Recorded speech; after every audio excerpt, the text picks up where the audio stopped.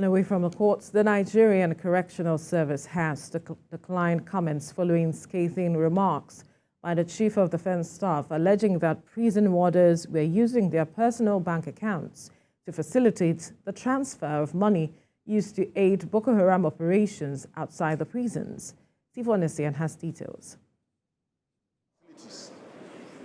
It's a remark the Nigerian Correctional Service has yet to deny. When we were debriefing some of the arrested Boko Haram elements, so they were telling us how from the prisons they could plan operations out in the field. From the prisons, they plan operations. They pass funds across, and we said how.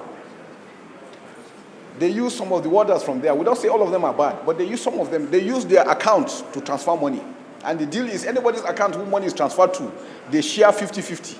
This brings the spotlight on the prison service, whose overstretched facilities hold a population of 80,659 inmates. 25,670 are convicted inmates, while 54,989 are awaiting trial. Until the attack on July the 5th, 2022, the Kuje Custodial Center had 64 Boko Haram terrorists among its inmates. This intelligence management expert agrees with the Chief of Defense Staff's position. When we are looking at the vulnerabilities within our correctional centers, that's one fact that is glaring. You recall that in the last few years, we've had several instances of either break-ins or security challenges within our correctional centers. And one of the reasons that that happened is because of the complicity of some officials within the correctional system. If you look at where we have the correctional facilities, they've all been occupied now. The Kuje facility, you have a school sharing wall with the prison yard.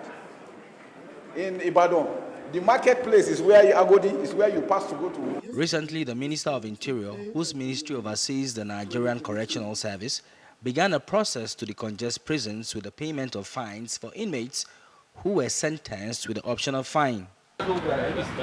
While that process is on, experts like Mr. Adamu say the reform should also cover personnel of the service.